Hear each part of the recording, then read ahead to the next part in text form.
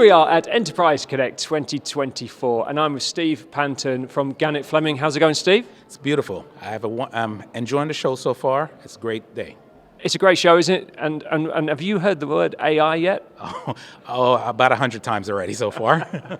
Great. Well, lots of really great sessions here this week. One of your sessions I know is tomorrow, but I wanted to talk to you about your journey, and I know you're going to be covering that off in the session tomorrow. But really interested to hear the background of your recent implementation. I say recent. I know it's been a few years ago now, but coming up to the present day, I think you've got a really interesting story. Tell us, first of all, what do you do and what type of company are you and what's that infrastructure look like? Okay.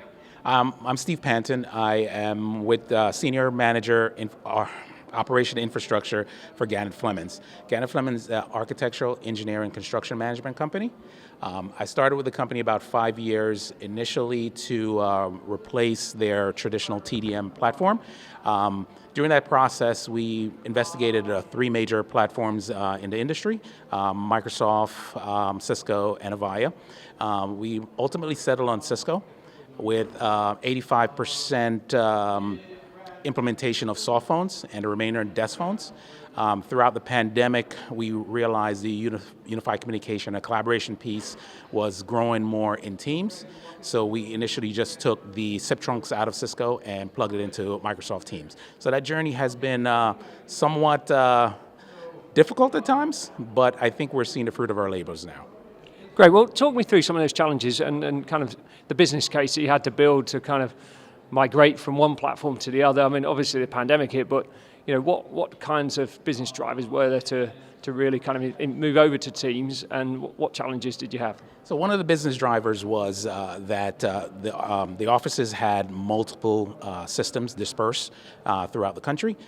We looked for a centralized system, which we deployed out of 2 data centers, one in Ashburn, Virginia, second in San Jose, and created SIP trunks and to the endpoints with active-active failover. So we needed to provide a new system that's scalable with the organization and give us that adaptability as business needs occurred.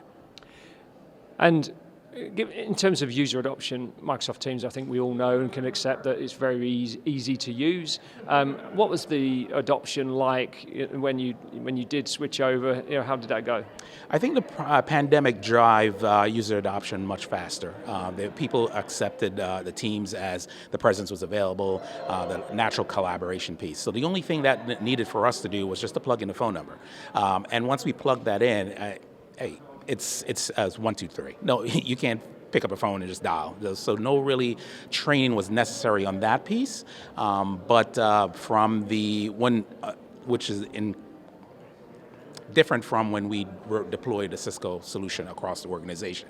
At that point, I had to go site to site and train every individual on the new application from the soft phone, from the physical phone numbers, because majority of the organization was coming from a physical desk phone.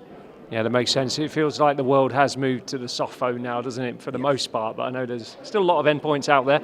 In terms of the the estate now, or the environment that you've got, from a UC and C point of view, I believe you've still got Cisco in there. Yes. Talk me through that logic. So we maintain Cisco in the conference rooms because it's a better, to me, I felt it was a better solution. It provided me that single pane of glass from management and pushing out softwares to those applications there. With the partnership with Cisco and Microsoft developed, I didn't see a need to replace those devices because I still have the single one-touch join for in each of the conference room, and my users seem to like it. Yeah, and recently they've done more and more to integrate the two worlds. And so are you integrating those two? Yes, I have integrated the rooms pretty much, and it's simple. I teach my end users to don't have to think about the technology. Focus on your job, just go in, press the button, and it's ready to roll. And that's the holy grail, ultimately. That is correct. Great. Well, now you're on Teams. I imagine you've got more than just Microsoft in that ecosystem, but it does open up a lot of avenues nowadays, doesn't it? I mean, we're talking about AI, in virtually every session here at Enterprise Connect. in terms of data and AI, is that coming together for you now? It's coming together. Right now, we're kicking off a session here where we're looking at the security of the infrastructure to make sure that once we're looking to deploy Copilot.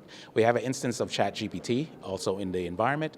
I think one of the best things that the organization has done has set up an AI innovation committee that takes leaders from each of the business groups, determine what the value of solution that they were trying to push forward.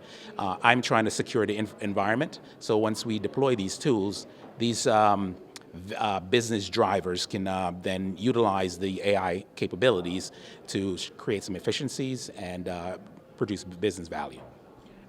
And I think that's really interesting. In terms of this AI innovation team or group, how did you put that team together? They're all technology leaders, or have you got line of business in there as well? No, it's all line of business leaders. The technology teams it's outside of it. So they come to us and we provide licenses, and they'll be able to run with that.